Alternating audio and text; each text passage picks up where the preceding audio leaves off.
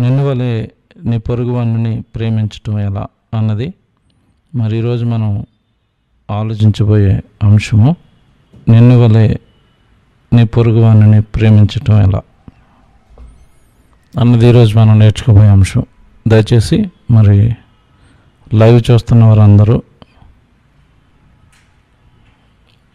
లింక్ను షేర్ చేయవలసిందిగా తెలియజేస్తున్నాను. వాక్యం కొరకు ఎదురు చూసేవారి కొరకు మరి లింక్ను షేర్ చేయండి. దేవుని పిల్లలారా, ఈ అంశం ఒక ఆలోచనాత్మకమైంది, అనేకులకు మరి ఆత్మీయంగా ఉపయోగపడే అంశం ఇది. బైబిల్లో దేవుడు పలికించిన ప్రధానమైన ఆజ్ఞలలో మరొక ఆజ్ఞగా బైబిల్లో ఇది మనకు కనబడుతుంది. ఏంటి అంటే, నిన్ను వలె నీ పొరుగువానిని ప్రేమించటం ఎలా అని ఎందుకు పెట్టాము అంటే, దేవుడు బైబిల్లో చెప్పిన ప్రధానమైన ఆజ్ఞ. ఒకసారి బైబిల్లో నుండి ఈ వాక్యాన్ని మనం చూసుకుని ముందుకు వెళ్ళే ప్రయత్నం చేద్దాం. మార్కు సువార్త 12వ అధ్యాయము. దయచేసి బైబిల్ తెరచి మరి దేవుడు చెబుతున్న సంగతులు ఆలోచించాల్సిందిగా తెలియజేస్తున్నాను. మార్కు సువార్త 12వ అధ్యాయము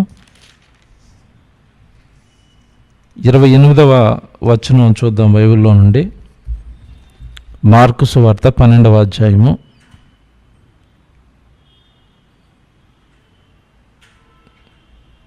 28వ వచనం చదువుకుందాం. శాస్త్రులలో ఒకడు వచ్చి వారు తర్కించుట విని ఆయన వారికి బాగుగా ఉత్తరమిచ్చానని గ్రహించి, ఆజ్ఞలన్నిటిలో ప్రధానమైనది ఏదని ఆయన అడిగాను.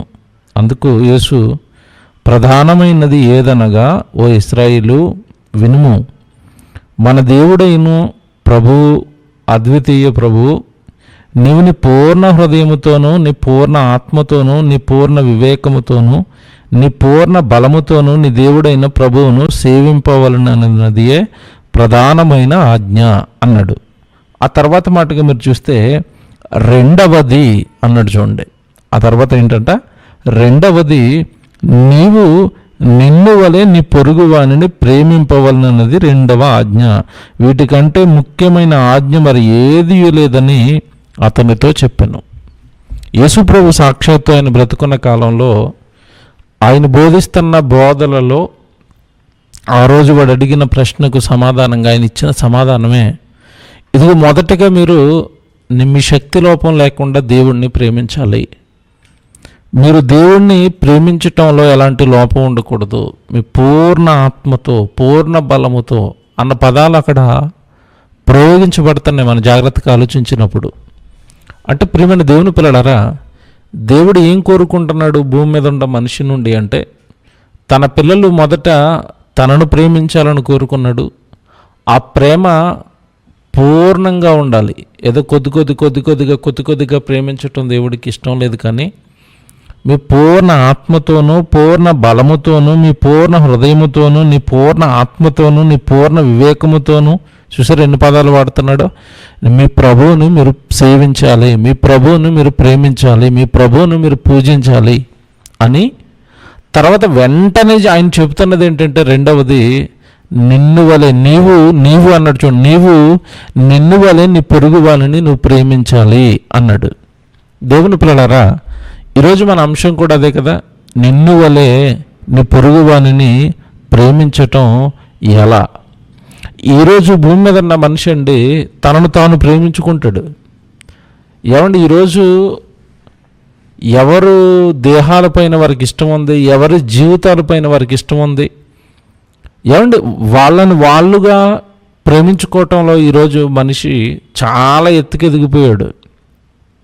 అందుకే అక్కడ నీ పొరుగువానిని ప్రేమించాలి అని అనకుండా దేవుడు ఒక మాట చెబుతున్నాడు అక్కడ. ఆ వాక్యాన్ని మనం కరెక్ట్గా ఆలోచిస్తే, నిన్ను వలె నీ పొరుగువాడిని ప్రేమించాలి అంటే, నిన్ను నువ్వు ఎంతగా ప్రేమించుకుంటావో అలాగే నిన్ను వలె నీ పొరుగువాడిని ప్రేమించాలి అన్నాడు. దేవుని పిల్లలారా, ఈరోజు భూమి మీద ఉన్న మానవుడు అండి అన్నిటికంటే తనను తాను ప్రేమించుకుంటాడు. ఈరోజు చూడండి, మనిషి తాను బాగుండడం కొరకు ఎన్ని హత్యలైనా చేస్తాడండి. తన సుఖాల కొరకు, తన సంతోషాల కొరకు, తన ఆనందాల కొరకు ఎవరిని చంపడానికైనా సిద్ధపడతాడు, ఎవరిని మోసం చేయడానికైనా సిద్ధపడతాడు. ఏమండి, ఈరోజు భూమి మీద ఉన్న మానవులు అలాంటి హృదయాలతో, కల్మషమైన హృదయాలతో నిండిపోయి ఉన్నారు. అందుకే బైబిలు లేదా క్రైస్తవుడు, క్రీస్తును నమ్మిన వారు ఈ ప్రపంచానికి ఒక మాదిరిగా కనపడాలి అన్న ఉద్దేశంతో దేవుడు ఈ మాటలు రాయిస్తున్నాడండి. నువ్వు ఒక మాదిరిగా ఉండాలి. నిన్ను చూసి ప్రపంచం నివ్వెరపోవాలి. నీ జీవన విధానం చూసి, నీ మాట చూసి, నీ ప్రవర్తన చూసి, నీలో పొరుగువాని పట్ల ఉన్న ప్రేమను చూసి సమాజం అంతా ఇది క్రైస్తవ్యం అంటే ప్రేమించేది అని మనల్ని బట్టి ఆయనకు మహిమ రావాలి, మన జీవితాలను బట్టి అని దేవుడు కోరుకున్నాడు. ప్రియమైన దేవుని పిల్లలారా, ఈరోజు చాలామంది వాక్యాన్ని వింటున్నారు. వాక్యాన్ని వింటున్న వారు ఎంతమంది వాక్యాన్ని పాటిస్తున్నారు అంటే వేళ్ళ మీద లెక్క పెట్టుకోవచ్చండి. అంటే వినటం వరకు, బైబిల్లో ఇది ఉంది అని వినటం వరకు వచ్చారు, వింటున్నారు. కానీ విన్నదానిని పాటించేవారు ఎక్కడున్నారు మీరు చెప్పండి? నిన్ను వలె నీ పొరుగువాడిని ప్రేమించాలి అని దేవుడు బైబిల్లో రాసిన మాట ఎంతవరకు ఈరోజు సమాజంలో నెరవేరుతుంది?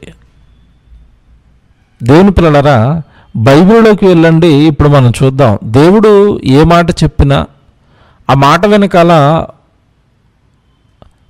మనకి మేలుంటుంది, తద్వారా మనకి రక్షణ ఉంటుంది. ఈ మాట నిన్ను వలె నీ పొరుగువారిని ప్రేమించాలన్న మాటలు దేవుడు ఏమి నేర్పాలనుకుంటున్నాడు తన పిల్లలకి?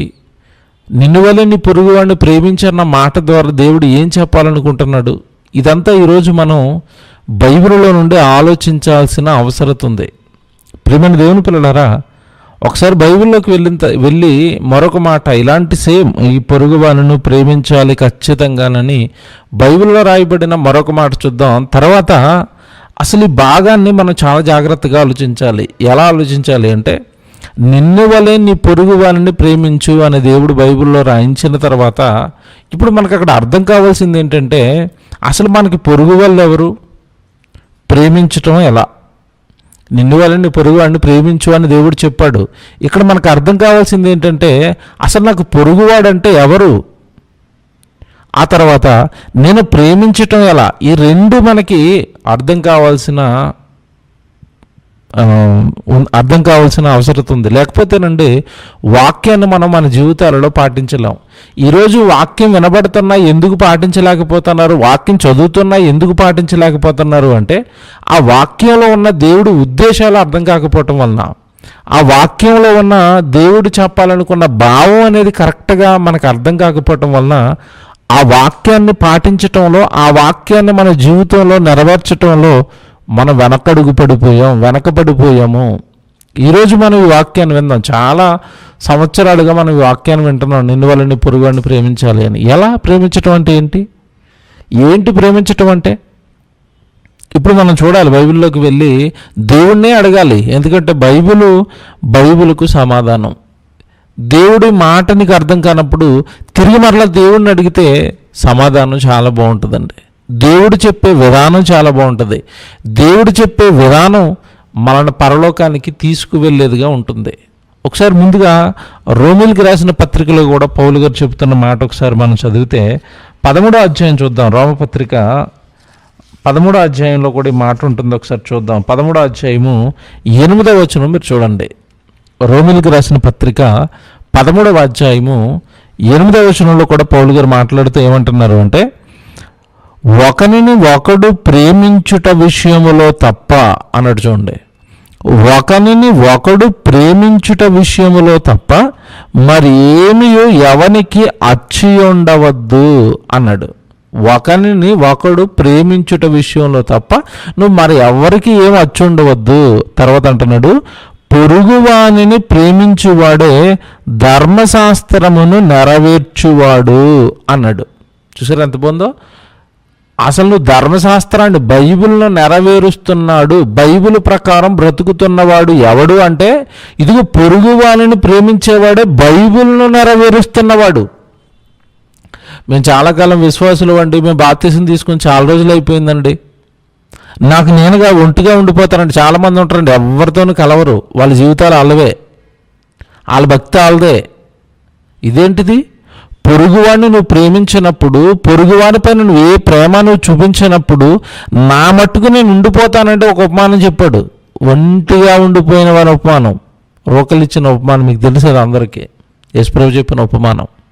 దేవుని పిల్లలారా, ప్రేమించాలి, నువ్వు ఒకరినొకరు ప్రేమించాలి. ప్రేమించిన వాడే బైబిల్ని నెరవేర్చినవాడు.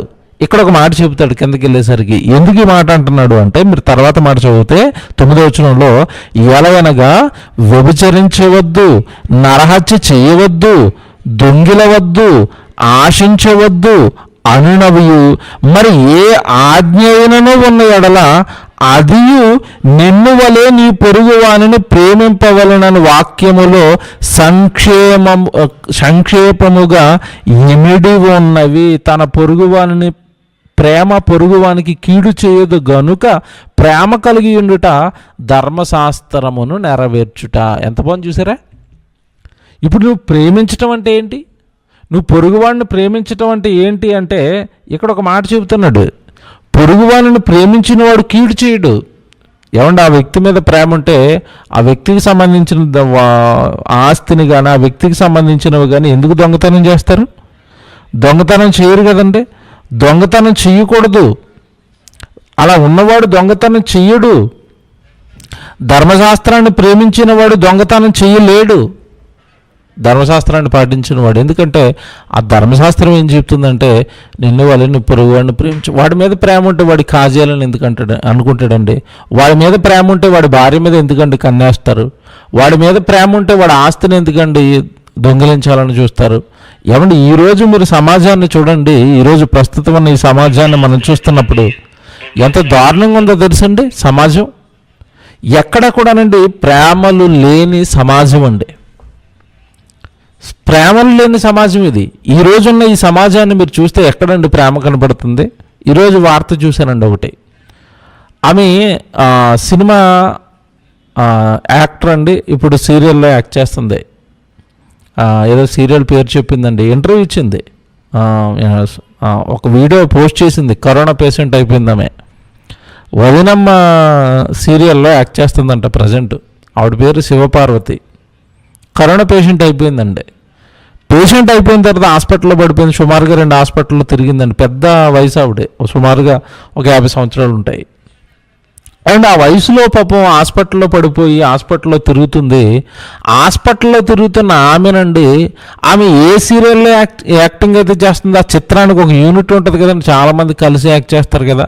అలాగే ఈవిని పెట్టుకుని మరి డబ్బులు ఇస్తున్న నిర్మాత ఉంటాడు, ఆయన పేరు ప్రభాకర్ అనేది పేరు చెప్తుందండి. ఇదిగో నన్ను ఈరోజు పట్టించుకునేవారు లేరు. కనీసం నాకు ఫోన్ చేసి హాస్పిటల్లో ఉన్న నన్ను పలకరించే వాళ్ళు లేరు. ఎవరు? కరోనా వచ్చింది, ఉన్నానా, చనిపోయానని పలకరించే వాళ్ళు లేరు. కానీ ఆ సీరియల్లో యాక్ట్ చేస్తానంతసేపు నా చుట్టూ జనం. ఏమంటే నాకు సన్మానాలు చేశారు, నన్ను మైకులెట్టి మాట్లాడించారు. కానీ ఈరోజు నన్ను కనీసం పలకరించే వాళ్ళు, ఎలా ఉన్నావు అని నన్ను పలకరించే వాళ్ళు లేరు అని ఆవిడ బాధపడుతూ వీడియో పెట్టిందండి.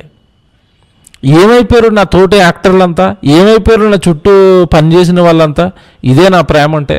ఇలాగే విడిచిపెట్టేస్తారా కష్టకాలంలో అని బాధపడుతుంది.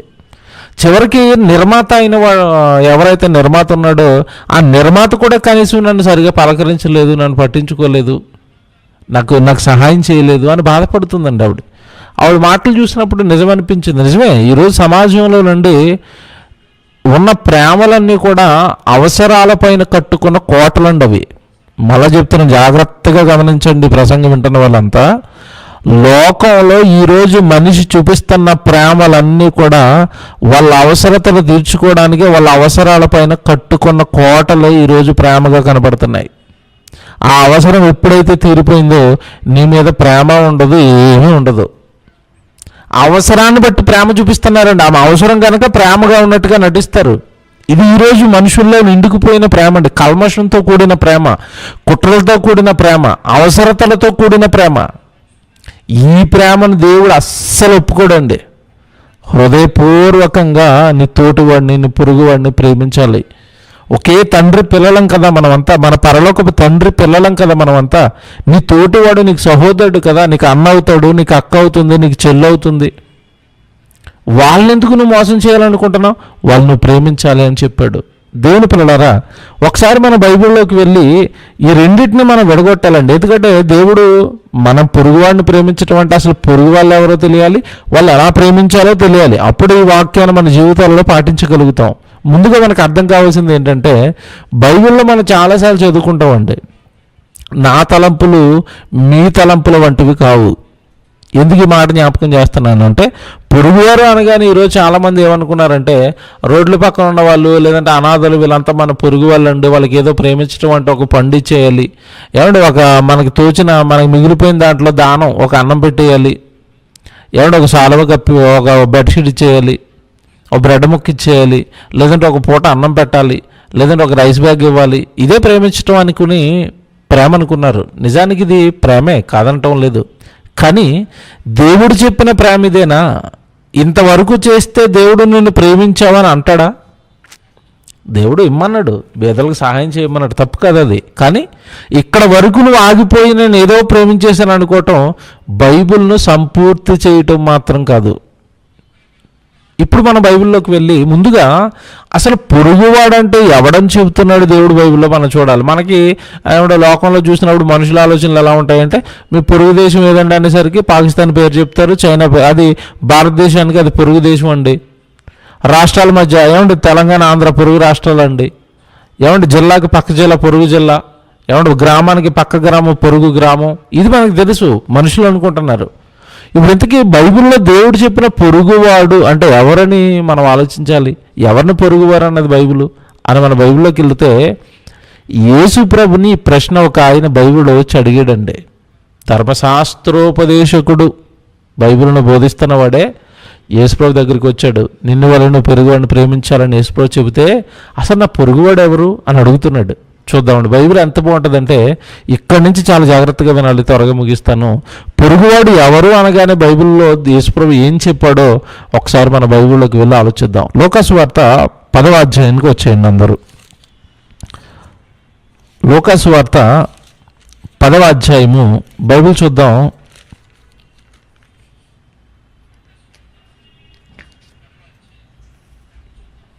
లూకాసు వార్త 10వ అధ్యాయము 25వ వచనం నుంచి మనం చూసినప్పుడు ఒక మంచి సంగతి దేవుడు చెప్తాడండి. లూకాసు వార్త 10వ అధ్యాయము 25వ వచనం నుంచి చూద్దాం.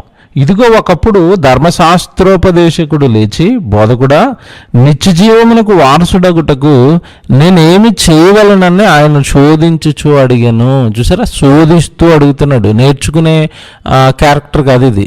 ఏం చెప్తాడో చూద్దాం.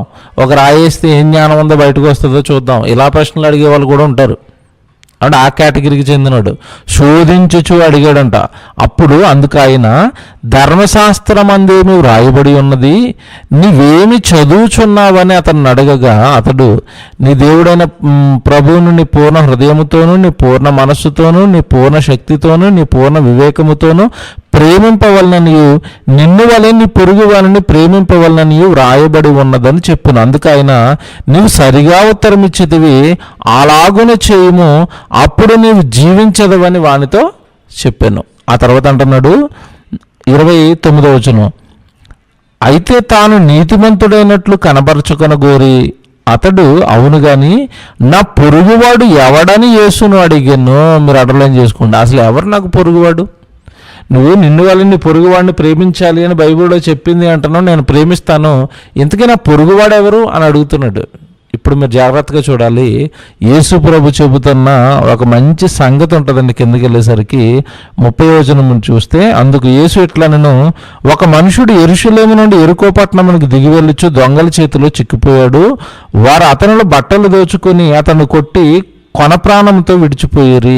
ఈ సందర్భాన్ని చాలా జాగ్రత్తగా ఆలోచించాలండి. ఏంటి సందర్భం అంటే, యెరూషలేము నుంచి బయలుదేరి వెళ్తున్నాడు, మధ్యలో దొంగలు కొట్టారు, పడేశారు కొన ప్రాణంతో. యెరూషలేము నుంచి బయలుదేరి వెళ్తున్నాడంటే ఇతను ఖచ్చితంగా ఇశ్రాయేలు అయి ఉంటాడు. అయితే ఆ తర్వాత మాట మీరు చూస్తే, అప్పుడు ఒక యాజకుడు ఆ త్రోవను వెళ్ళుట తటస్థించెను. అతడు అతన్ని చూసి పక్కగా పోయాను అన్నది చూడండి. యాజకుడు వెళుతున్నాడంట. ఆ వెళుతున్న ఆ యాజకుడు ఏం జరిగింది అంటే, అక్కడ రోడ్డు పక్కనే దెబ్బలతో గాయాలతో పడి ఉన్న వాడిని చూసి కూడా వెళ్ళిపోతున్నాడంట. యాజకుడు అంటే ఎవరు చెప్పండి? దేవుడు పక్షాన దేవుడు కొరకు సేవలో ఉన్నవాడు యాజకుడే వాడిని పట్టించుకోకుండా వెళ్ళిపోతున్నాడంట. అయిపోయింది. తర్వాత ఇంకొక మాట చెప్తాడు చూడండి. అలాగున్న లేవీయుడు కూడా ఆ చోటుకి వచ్చి పక్కగా పోయాను. తర్వాత నెక్స్ట్ ఎవరు వచ్చారు? మళ్ళా లేవీయుడు వచ్చాడు. అతను కూడా పట్టించుకోలేదంటే వెళ్ళిపోయాడు. లేవీయుడు అంటే ఇతను ఇశ్రాయేలీయుడే. ఆ తర్వాత మాట మీరు చూస్తే, అయితే ఒక సమరయుడు ప్రయాణమైపోవచ్చు, అతడు పడి ఉన్న చోటికి వచ్చి అతన్ని చూచి అతని మీద జాలిపడి దగ్గరికి పోయి నూనెయు ద్రాక్షారసమును పోసి అతని గాయములకు కట్టి తన వాహనం మీద ఎక్కించి ఒక పూటకూలవాని ఇంటికి తీసుకుని పోయి అతనిని పరామర్శించెను అనంద చూడండి. చూసారా? ఇప్పుడు ముందు యాజకుడు వచ్చాడు, వెళ్ళిపోయాడు. ఆ తర్వాత లేవీయుడు వచ్చాడు, వెళ్ళిపోయాడు. ఆ తర్వాత వచ్చిన వ్యక్తి ఎవరంటే, ఇదిగోనండి సమరయుడు వచ్చాడు. సమరయుడు వచ్చాడు, చూశాడు, అతని బాధని తీసుకున్నాడు, రథంలోనికి ఎక్కించుకున్నాడు, ఏమంటే ప్రథమ చికిత్స చేశాడు. ఆ కాలంలో పూటకోళ్ళ వల్ల అంటే ఆ కాలంలో ఉన్న చిన్నపాటి హాస్పిటల్స్ అవి, సత్రాలు అనేవారు, పూటకోళ్ళ ఇల్లులు అనేవారు. అక్కడికి చేర్చాడు. అక్కడ చిన్న వైద్యం చేసేవారు, అలాగే అన్నం పెట్టేవారు. ఒకప్పుడున్న హాస్టల్స్, ఒక మాటలో మనకు అర్థం కావాలంటే అక్కడికి చేర్చాడండి.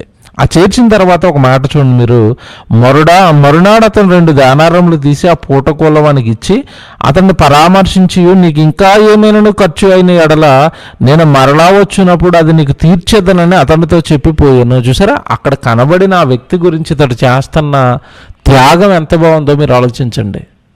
పూటగొల్లవానికి ఇచ్చాడు. ఇచ్చిన తర్వాత ఖర్చు అతనే పెట్టుకుంటున్నాడు. పెట్టాడు ఖర్చు. నీకు ఇంకా ఏమైనా ఇతని విషయంలో ఖర్చు అయితే నేను మరలా తిరిగి వస్తాను, అప్పుడు నీకు ఇస్తాను అంటున్నాడు. చూసారండి ఎంత ప్రేమ కలిగిన వాడు అండి.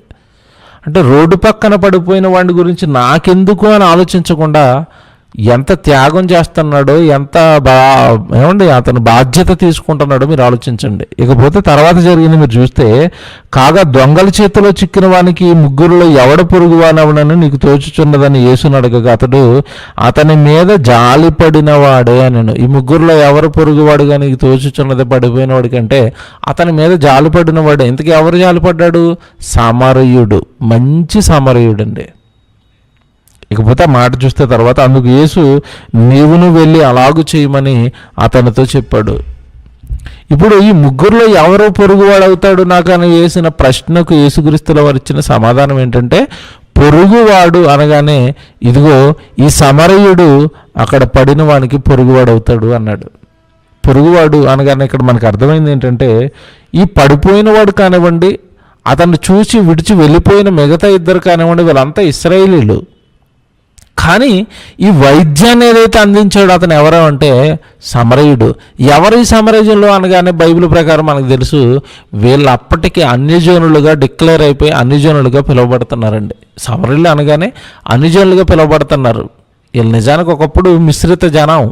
సమరయులో అక్కడున్న జాతులతో కలిసిపోయిన ఒకనాటి ఇశ్రాయేలీలే ఇక చివరికి వాళ్ళతో మిశ్రితమైపోయి మిశ్రిత జనాంగంగా మారిపోయి వీళ్ళకి అన్యుల కేటగిరీ, అన్య జనాంగంగా మారిపోయారు. యూదులు వీళ్ళని అసలు దగ్గరికి రానిచ్చేవారు. మీకు తెలుసు కదండి పాత చరిత్ర, వీళ్ళ చరిత్ర పెద్దది. మళ్ళీ సమరయులు ఎవరైనా ఆలోచించాలంటే చరిత్ర పెద్దది. మళ్ళీ ఇశ్రాయేల్ 2గా విడిపోయారు. వాళ్ళకేమో షోమ్రోను రాజధాని, వీళ్ళకేమో యెరూషలేం రాజధాని. యెరూషలేంలో యూదులు ఉన్నారు, అక్కడేమో ఇశ్రాయేలు ఉండేవారు. ఆ చరిత్ర మనకు తెలుసు. ఆ ఇశ్రాయేల్ రాజ్యం అనేది పట్టుబడిపోయింది. ముందు అష్షూరీయులు చెరపట్టేశారు. ఆ అష్షూరీయులు చెరపట్టేసిన తర్వాత చెరపట్టిన వాళ్ళు ఏం చేశారు అంటే మిగతా అన్ని జనులతో వీళ్ళని కలిపేశారు అక్కడ బానిసత్వంలో. అప్పుడు ఇశ్రాయేల్ అంతా వీళ్ళు సెపరేట్గా ఉండకుండా అన్ని జాతులతో కలిసిపోయి వీళ్ళు ఒకటైపోయాడు. వీళ్ళు ఇశ్రాయేల్ కాస్త ఆ జనాంగంతో మిశ్రితం అయిపోయి కలిసిపోయారు. అలా వీళ్ళు తర్వాత వీళ్ళకి వచ్చిన పేరు ఏంటంటే షోమ్రోను కాస్త సమరయగా పిలువబడింది. అక్కడున్న ఈ జనాంగం అంతటికి సమరయ అని పేరు వచ్చేసింది. వీళ్ళు అన్య జాతుల కేటగిరీలోకి వెళ్ళిపోయారు. యూదులు అసలు వీళ్ళని దగ్గరికి రానివ్వరు. మీకు తెలుసు చరిత్రలో మీరు చదువుకుంటున్నప్పుడు సుకాన్ అనే ఊరిలో యేసుక్రీస్తుల వారు ప్రయాణం చేస్తున్నప్పుడు సమరయ అక్కడ యాకోబు బావి దగ్గర కూర్చున్నప్పుడు సమరయ స్త్రీ ఒక ఆవిడ వస్తుంది. ఆ వచ్చినప్పుడు దాహాన్ని గడిగినప్పుడు ఆవిడ అన్న మాట మీకు తెలుసు, యూదుడివైన నువ్వు మమ్మల్ని ఎందుకు అడుగుతున్నావు, అసలు మమ్మల్ని దగ్గరికి రానివ్వరు కదా మీ యూదులు అని అడుగుతున్న సందర్భం మనకు తెలుసు. అంటే మనకేమర్థం అవుతుంది అంటే వీళ్ళు అనుజనులు వీళ్ళంతా. ఇప్పుడు మనకు అర్థమైంది ఏంటంటే ఎవడు నా పొరుగువాడు అనేసరికి ఏం చెప్తున్నాడు అంటే, ఇదిగో ఒక సమరయుడు ఇశ్రాయేలుడికి పొరుగువాడు అని చెప్పేశాడు. పొరుగువాడు అనగానే సమరయుడు ఇశ్రాయేలుకి పొరుగువాడు అంటే దేవుని పిల్లలకి ఆ రోజు దేవుడిని నమ్మని అన్యజనాంగంగా మారిపోయిన వాళ్ళు పొరుగు వాళ్ళు అని చెప్పాడు. దేవుని పిల్లలారా, ఇప్పుడు మనకు అర్థమైంది ఏంటంటే పొరుగువాడు అనగా ఎవరో అర్థమైంది. ఇప్పుడు మనకి ఇంకా అర్థం అవ్వాల్సింది ఏంటంటే అసలు మరి ప్రేమించటం ఎలాగా? ప్రారంభంలో చెప్పినట్టుగా ప్రేమించటం అనగానే ఏదో శరీర సంబంధమైన అవసరత తీర్చటం ప్రేమ అని అనిపించుకోదండి. పరిపూర్ణమైన ప్రేమ కాదు అది. ఆ రోజుకి ఏదో నువ్వు ఒక పూటకి ఆహారం పెట్టావు, తర్వాత రోజు మరలా అతను ఆకలితో ఉంటాడు. నువ్వేదో నీ జీవితకాలంలో ఒక్క జత బట్టలు ఇచ్చావు, అతడు జీవితాంతం ఆ బట్టలు వేసుకుని ఉండలేడు కదా, కొద్ది రోజులు వస్తాయి, తర్వాత చిరిగిపోతాయి. కానీ ఇది పరిపూర్ణమైన ప్రేమ కాదు. మరి ఏంటి ప్రేమించటం అంటే? ఎలాగండి ప్రేమించాలి? ప్రేమకు పరిపూర్ణమైన అర్థం ఏంటి? బైబిల్లో ఒక మాట ఉంటుంది, ప్రేమ శాశ్వత కాలముండును అన్న మాట మనం చదువుకుంటాం. మరి ఇప్పుడు నువ్వు ఒక పండు అతని చేతిలో పెట్టి ఇదే ప్రేమ అంటే ఆ పండు ఎంతకాలం ఉంటుంది? శాశ్వత కాలం ఉంటుందా? యేసుక్రీస్తులో చెప్పిన ఒక మాట ఉంది, ఆత్మయే జీవింపజేయుచున్నది, శరీరం కేవలం నిష్ప్రయోజనము అంటాడు. అంటే ఈ శరీరానికి ఇచ్చేవి కొద్ది కాలం నువ్వు చూపించే ప్రేమ, కొద్దిపాటి ప్రేమది. ఏంటండి శాశ్వతమైన ప్రేమ? ఇప్పుడు ఈ శరీరానికి నువ్వు ఏది చేసావో అది శరీరం ఉన్నంతకాలం అతను గుర్తుంటుంది. ఇంకా దారుణం ఏంటంటే మనిషి అంత గుర్తు పెట్టుకునే అంత కృతజ్ఞత కలిగిన మనుషులు ఈ రోజుల్లో ఉన్నారంటే తక్కువే. ఈరోజు మనుషులకి కృతజ్ఞత ఉండదండి. ఈరోజు మనుషులకి ప్రేమ ఉండదు. ఈరోజు మనుషులకి ఏమంటే చేసిన దాన్ని గుర్తుపెట్టుకుని కృతజ్ఞతగా జీవితకాలం గుర్తుపెట్టుకునేంత మంచి మనసులు కూడా ఈరోజు ఉన్న మనుషులకి లేవు. అవసరం తీరేంత వరకు అంటుపెట్టుకుని ఉంటారు. అవసరం తీరగానే ఏమండి ఏ వ్యక్తి వలన అతడు బాగుపడ్డాడో ఆ వ్యక్తిని దూషించే మనస్తత్వానికి ఈరోజు సాతాను మనుషుల యొక్క హృదయాలను మార్చింది. దేవుని పిల్లలారా, ఇప్పుడు మీరు బైబిల్లోకి వెళ్ళి చాలా జాగ్రత్తగా మనం చూడాలి. అసలు ఏంటి ప్రేమ అంటే ఒక మాట బైబిల్లో పౌలు గారు దీని గురించి స్పష్టమైన వివరణ పౌలు గారు ఇచ్చారండి. అసలు నిన్ను వలే నీ పొరుగువాడిని ప్రేమించటం అంటే, పొరుగువాడు అనగానే ఇశ్రాయేలుకు సమరయుడు పొరుగువాడైతే ఈరోజు క్రైస్తవులుగా దేవుణ్ణి విశ్వసించిన వారుగా దేవుణ్ణి ఎరిగిన వారుగా మనకెవరు పొరుగువారంటే ఆనాడున్న ఇశ్రాయేలుకి సమరయులు పొరుగు వాళ్ళైతే ఈరోజున్న మనకు క్రైస్తవులకు అన్యజనులు పొరుగు వాళ్ళు. ఇప్పుడు మరి పొరుగు వాళ్ళు అన్యజనులు అయినప్పుడు ఆ పొరుగువాడికి నువ్వేదో పండిస్తేనో నువ్వు ఒక బట్ట ఇచ్చేస్తేనో అయిపోయిందని చేతులు దులుపుకుంటే అది ప్రేమ అనుకుంటే పొరపాటు అండి. నిన్ను వలే నీ పొరుగువాడిని ప్రేమించు అన్నాడు దేవుడు. నిన్ను వలే నీ పొరుగువాడిని ప్రేమించు. నువ్వు గుడికి వెళ్ళిపోతావు, నువ్వు పాటలు పాడతావు, నువ్వు పరలోకం కొరకు ఎదురు చూస్తున్నావు, నువ్వు జ్ఞానాన్ని సంపాదించేసావు, నీకు వాక్యం తెలుసు, మరణం తర్వాత జీవితం ఉందని తెలుసు, ఈ సంగతులన్నీ నీకు తెలుసు. మరి నీకు పొరుగువాడు అన్యజనుడైనప్పుడు వాడి చేతిలో పండు పెట్టేసి ఇది ప్రేమ అంటే ఎలాగా? ఈ సంగతులన్నీ వాడికి చెప్పవా? వాడి నెత్తి మీద ఒక పెద్ద ప్రమాదం ఉంది. ఏంటా ప్రమాదం? మరణం తర్వాత పాతాళం అనేది వాడిని పట్టుకుంటుంది. కారణం ప్రభువుని నమ్మలేదు గనుక, ప్రభువుని ఎరగలేదు గనుక, ప్రభులోనికి రాలేదు గనుక, ప్రభువుని విశ్వసించలేదు గనుక. అంతటి ప్రమాదం వాడి నెత్తి మీద ఉందని తెలిసి కూడా ఒక పండెట్టి ప్రేమ అంటే ఎలాగా? అంతటి ప్రమాదం వాడి నెత్తి మీద ఉందని తెలిసి కూడా నువ్వేదో చిన్నపాటి నీళ్ళు ఇచ్చి నేను ప్రేమించేశాను అంటే ఎలాగా? నిన్ను వలే నీ పొరుగువాడిని ప్రేమించు, నిన్ను వలే నీ పొరుగువాడిని ప్రేమించు. నిన్ను నువ్వెంత ప్రేమించుకుంటావో అంతే నువ్వు ఎదురుగ్గా ఉన్నవాడిని ప్రేమించాలి. ఎలా ప్రేమించటం అంటే శరీర సంబంధమైనవిచ్చి దానితో పాటు అతడి ఆత్మకున్న ప్రమాదాన్ని కూడా తప్పించే ప్రయత్నం నువ్వు చేయటమే అతడిని నిజంగా నువ్వు ప్రేమించటం. అతడి మీద నువ్వు పరిపూర్ణమైన ప్రేమకు చిహ్నం ఇదే. ఏంటి అన్నప్పుడు మరణం తర్వాత శరీరం అయితే ఉండేది కొద్ది కాలం, 60-70 సంవత్సరాల కాలం. ఆ తర్వాత అతడు పెద్ద ప్రమాదంలోకి జారిపోబోతున్నాడు, పాతాళం. అతడి ఆత్మ కలకాలం అక్కడ కాలిపోబోతుంది. అది నువ్వు గ్రహిస్తే, అది నువ్వు నమ్మితే, నీ ఎదురుగ్గా ఉన్న నీ పొరుగువాడి విషయంలో ఆ ఆత్మను రక్షించే ప్రయత్నం నువ్వు చేయటమే నిన్ను వలె నీ పొరుగువాడిని ప్రేమించటం. నీ ఆత్మను రక్షించుకోవడానికి నువ్వు ప్రభు దగ్గరకు వచ్చేసావు. మరి అతని ఆత్మకు బాధ్యులు ఎవరు?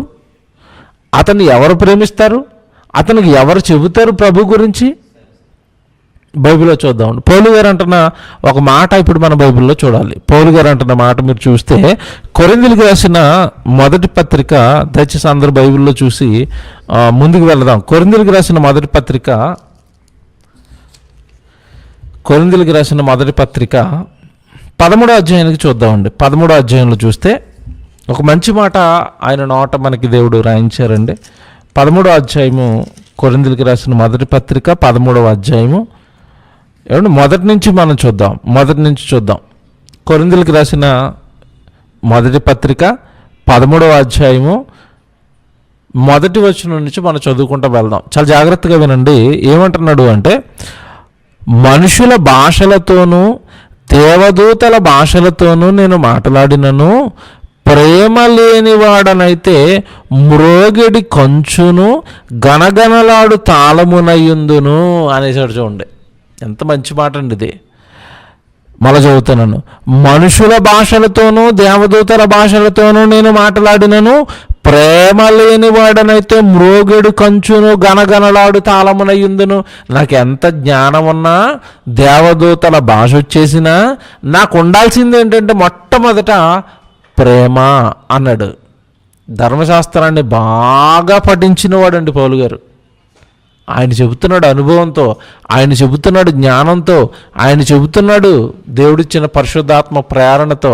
ఎవడి జ్ఞానం ఉంటే సరిపోదండి, ప్రవచనాలు చెప్పేస్తే సరిపోదండి, ప్రేమ ఉండాలి అన్నాడు. ఆ తర్వాత మాట మీరు చూస్తేనండి, ఆ తర్వాత మాట 2వ వచనంలో, ప్రవచించు కృపావరము కలిగి మర్మములన్నిటినీ జ్ఞానమంతయు ఎరిగిన వాడనైనను, కొండలు పెకలింపగల పరిపూర్ణ విశ్వాసము గలవాడనైనను, ప్రేమ లేని వాడనైతే నేను వ్యర్థుడను. చూసారా, విశ్వాసం విషయంలో కూడా ఎంతటి విశ్వాసం ఉందంటే, ఇదిగో కొండలను ప్రకలింప చేయగలిగినంత విశ్వాసం ఉందా నాకు. ఇంత విశ్వాసం ఉన్నా, ఏమంటే ప్రవచనాలు చెప్పేసే వరాలున్నా, ఏదున్నా చివరికైనా ఒక దగ్గర తీసుకొస్తున్నాడు, ప్రేమ ఉండాలి, ప్రేమ ఉండాలి, ప్రేమ ఉండాలి, ప్రేమ ఉండాలి. చూసారండి ఏంటి మరి ఇప్పుడు ఇవన్నీ ప్రేమ కాదా అంటే ప్రేమ కాదండి. నువ్వెంత గొప్పవాడువో నీ మాటల్లో తెలుస్తుంది. నువ్వెంత గొప్పవాడువో, నువ్వెంత గొప్పగా అవతల వ్యక్తిని ప్రేమిస్తున్నావో నీ క్రియల్లో తెలుస్తుందండి.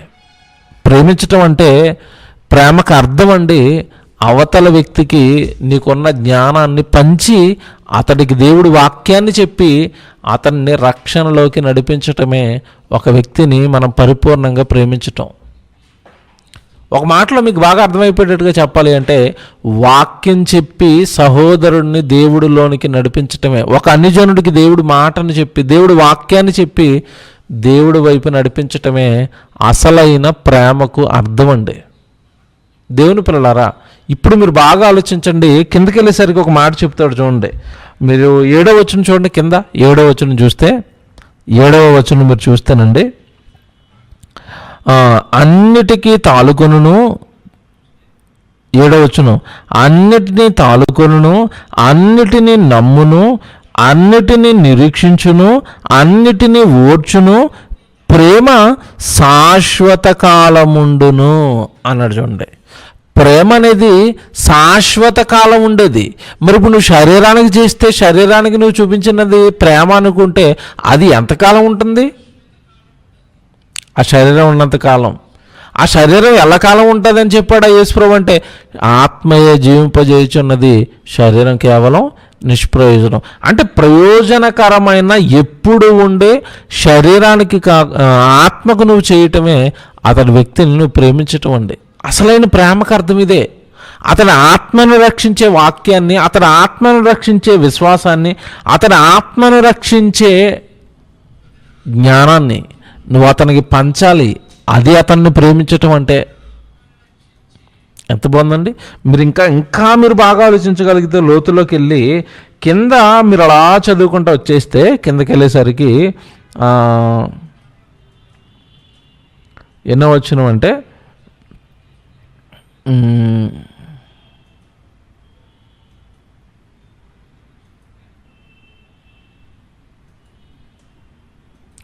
7వ వచనం ఒకసారి చదువుదామండి. 7వ వచనం మీరు చదివితే 3వ వచనం అండి. 3వ వచనం చూడండి, బైబిల్ ఎంత బాగుంటుందంటే ఇదే అధ్యాయము 13వ అధ్యాయము 3వ వచనం. బేదల పోషణ కొరకు నా ఆస్తి అంతయు ఇచ్చినను. 3వ వచనం చూడండి ఎంత బాగుందో. బేదల పోషణ కొరకు నా ఆస్తి అంతయు ఇచ్చినను, కాల్చబడుటకు నా శరీరమును అప్పగించినను, ప్రేమ లేని వాడనైతే నాకు ప్రయోజనమేమీ లేదు. అబ్బా, ఇది బాగా ఆలోచించాలండి. బేదల పోషణ కొరకు నా ఆస్తి అంతయు ఇచ్చినను. ఏమంటే ఈరోజు భూమి మీద ఉన్న మనుషులు ఎవరైనా ఆస్తి మొత్తం ఇచ్చేస్తారా బేదల పోషణ కొరకు?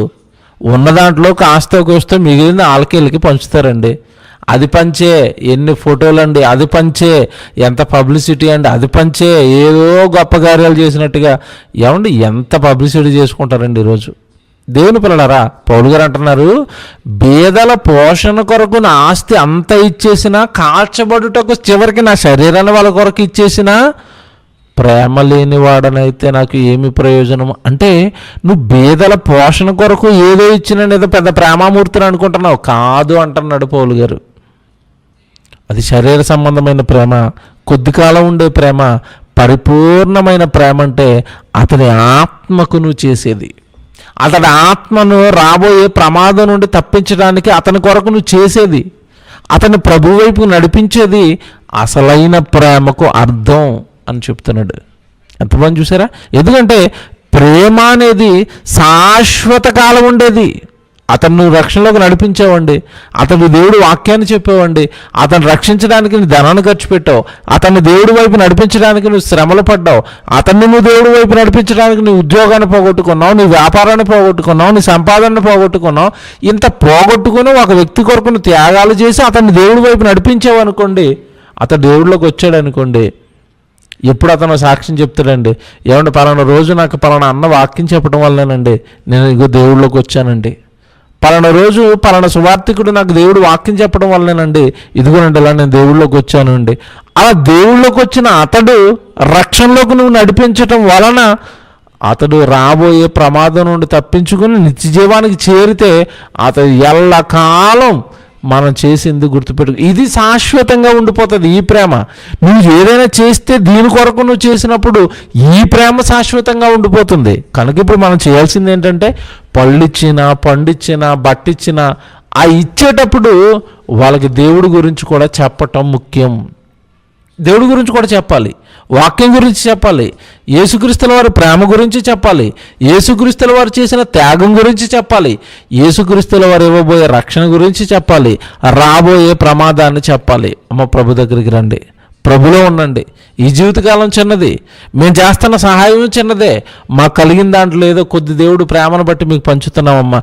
మనమందరం మరణం తర్వాత తిరిగి బ్రతకాలి అంటే మీ పాపాలు మీరు కడుక్కోవాలి, పరిశుద్ధుడి చెంతకి రావాలి.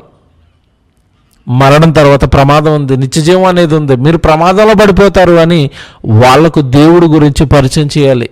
మనకు తండ్రి ఉన్నాడు, ఆయన పరలోకం ఉన్నాడు, ఆయన కన్న పిల్లలు మీరు, ఆయన మీ కొరకు ఈ విశ్వాన్ని చేశాడు, ఆయనే మీ కొరకు ఎదురు చూస్తున్నాడు అని దేవుడి గురించిన మాటలు ఆ రోజు మీరు ఏ వ్యక్తికి అయితే సహాయం చేస్తున్నారో ఆ సహాయంతో పాటు ఈ దేవుడి మాటలు కూడా వాళ్ళకి అందాల్సిన అవసరత ఉన్నది. ఇది ప్రేమ అవుతుంది. ఇది నిన్ను వలె నీ పొరుగువాడిని ప్రేమించటం అవుతుంది. నువ్వు గుడికి వెళ్ళిపోతావు, ఆయనకి మాత్రం పండు పెట్టేసి బయటకు వచ్చేస్తావా? నువ్వు గుడికి వెళ్ళిపోతావు, హాస్పిటల్లోకి వెళ్ళి 2 రగ్గులు మాత్రం వాళ్ళకి ఇచ్చేసి వచ్చేస్తావా? వాళ్ళని తీసుకురావా దేవుడి దగ్గరికి? వాళ్ళకి చెప్పవా దేవుడి గురించి? నువ్వు రక్షణలోకి వచ్చినప్పుడు అతడు రక్షణ లేకుండా వెళ్ళిపోతున్నాడు కదా ప్రమాదంలోకి, రక్షణను అతనికి పరిచయం చేయవా? దేవుడిని నమ్ముకోవాలని చెప్పవా? ఎన్ని మాటలు, ఎంత బాగుంది చూసారండి పౌలు గారు చెప్తున్న మాట. మళ్ళీ చదువుతాను, ఇప్పుడు మీకు కరెక్ట్గా అర్థమవుతుంది. 3వ వచనం మళ్ళీ చదవండి. కొరింథీయులకు రాసిన మొదటి పత్రిక 13వ అధ్యాయం 3వ వచనం మళ్ళీ చదువుతున్నాను. బేదల పోషణ కొరకు నా ఆస్తి అంతయు ఇచ్చినను, కాల్చబడుటకు నా శరీరమును అప్పగించినను, ప్రేమ లేని వాడనైతే నాకు ఏమి ప్రయోజనము. ప్రేమ దీర్ఘకాలము సహించును. ప్రేమ అనేది దీర్ఘకాలం ఉండేది. సరే, ఎంత బాగుంది చూసారా బైబిల్. నిన్ను వలె నీ పొరుగువాడిని ప్రేమించడం అంటే ఏంటి అంటే, పొరుగువాడు అనగానే ఈరోజు క్రైస్తవులకు పొరుగువాడు అన్యజనుడు. ప్రేమించటం అంటే అతడికి నువ్వు వాక్యాన్ని చెప్పి ప్రభువులోనికి నడిపించటం. నిన్ను వలె నీ పొరుగువాడిని ప్రేమించు, నిన్ను వలె నీ పొరుగువాడిని ప్రేమించు. ఆ వాక్యం ఎంత అర్థం ఉందండి. ఏమంటే ఈరోజు వాక్యాలు వాక్యాలు వాక్యాలు వాక్యాలు చదువుతున్నారు. మరి ఆ వాక్యంలో ఉన్న పూర్తి దేవుడు ఉద్దేశాలు నీకు అర్థమైతేనే కానీ ఆ వాక్యాన్ని నీ జీవితంలో నువ్వు పండించలేవు, ఆ వాక్యాన్ని నీ జీవితంలో నువ్వు పాటించలేవు. పొరుగువాడిని ప్రేమించడం అంటే ఎంత ఉంది మరి. ఆ వాక్యంలో అర్థం అంతుంది. అలా చెప్పారు చూసారా పౌలు గారు. చివరిగా ఓ మాట చూపిస్తాను. యోహాను సువార్త 21వ అధ్యాయం చూడండి, త్వరగా ముగించుకుందాము. యోహాను సువార్త 21వ అధ్యాయం మీరు చూస్తే 21వ అధ్యాయము 15వ వచనం మీరు చూడండి. యోహాను సువార్త 21వ అధ్యాయము 15వ వచనంలో ప్రభు మాట్లాడుతున్న మాట చూడండి. వారు భోజనం చేసిన తర్వాత యేసు సీమోను పేతురును చూచి, యోహాను కుమారుడైన సీమోను, వీరికంటే నీవు నన్ను ఎక్కువగా ప్రేమించుచున్నావా అని అడగగా అతడు, అవును ప్రభువా, నేను నిన్ను ప్రేమించుచున్నానని నీవే ఎరుగుదవని ఆయనతో చెప్పాను. యేసు, నా గొర్రె పిల్లలను మేపుమని ఆయనతో చెప్పాను. చూసావా, నన్ను ప్రేమిస్తున్నావా పేతురు, నన్ను ప్రేమిస్తున్నావా, అయితే నా గొర్రెలు మేపవా.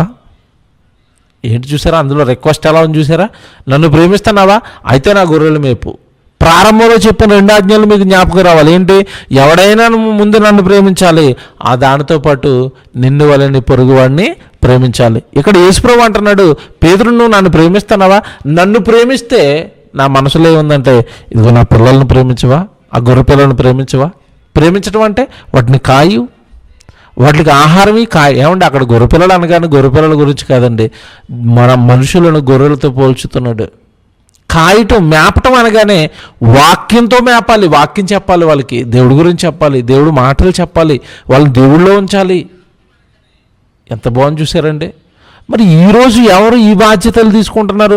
నేను బాగా బైబిల్ నేర్చుకోవాలండి, బాగా బైబిల్ నేర్చుకుని సమాజానికి బైబిల్ చెప్పాలండి, ఈ సమాజంలో అనేక మంది బైబిల్ వైపు నడిపించాలండి. ఎందుకంటే అమాయకులు అందరూ నిత్యాగ్ని దండనకు వెళ్ళిపోబోతున్నారు, దేవుడిని ఎరగక, దేవుడు పని చేయక. ఎంత బాగుందండి బైబిల్. పేతురు నన్ను ప్రేమిస్తున్నావా, అయితే నా గొర్రెలు మేపు. ఒక్కసారి కదండి, ఇది మీకు ఎన్నో వచ్చిన చదివారు ఇప్పుడు అంటే, ఏమంటే 15 వచ్చిన చదివారు అని మీరు అలా కిందకి చదువుకుంటూ వెళ్ళిపోతే 18వ వచనంలో కూడా అదే మాట అంటాడు చూడండి. మళ్ళీ 18వ వచనంలో యేసు, నా గొర్రెలు మేపము. ఏమండి, 3 సార్లు అండి.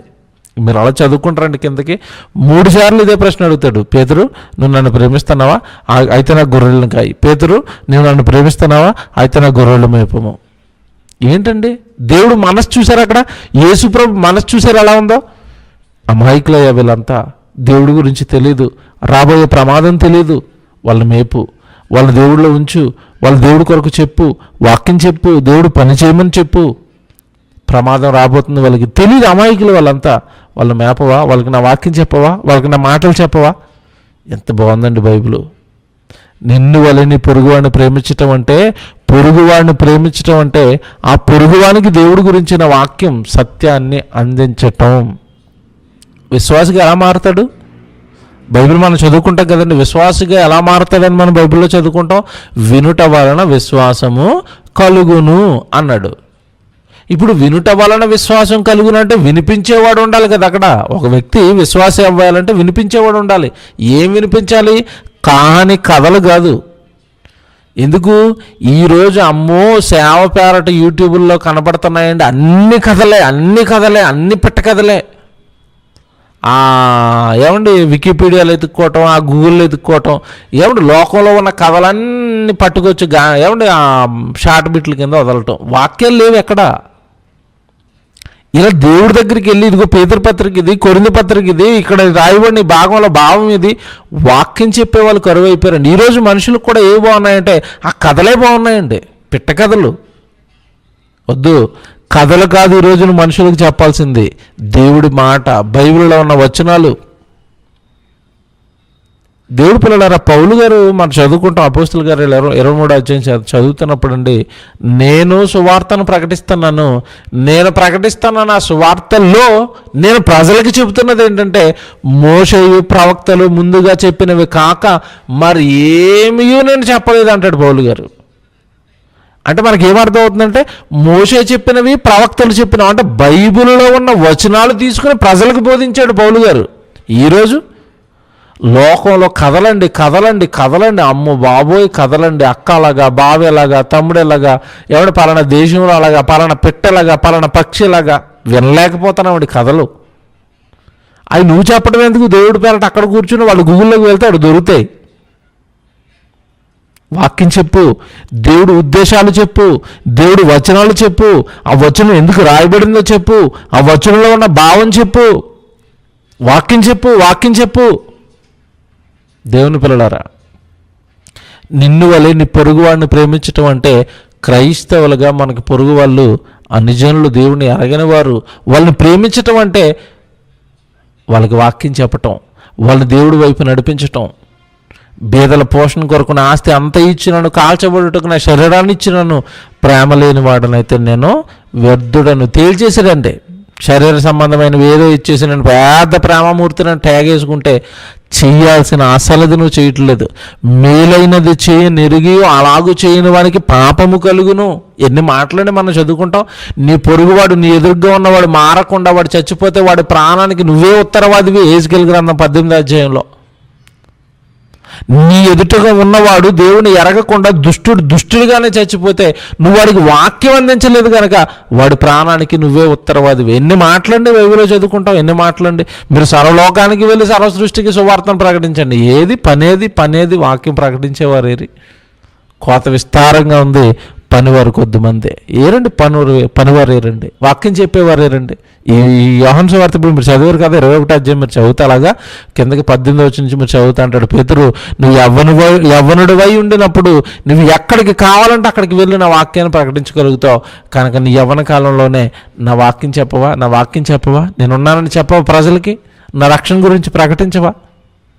చూసారండి, ప్రకటించే పని దేవుణ్ణి ప్రేమించటం, ప్రకటించే పని దేవుణ్ణి ప్రేమించటం. ఒక మాట చూసి ఎవరు ముగించుకుందాం. మత్తయి సువార్త,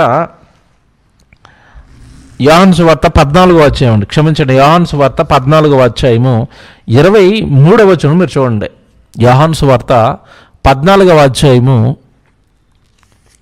యోహాను సువార్త 14వ అధ్యాయము 23వ వచనం మీరు చూడండి. 23వ వచనం చూస్తే, యేసు, ఒకడు నన్ను ప్రేమించిన ఎడల వాడు నా మాట గైకొనును అన్నాడు.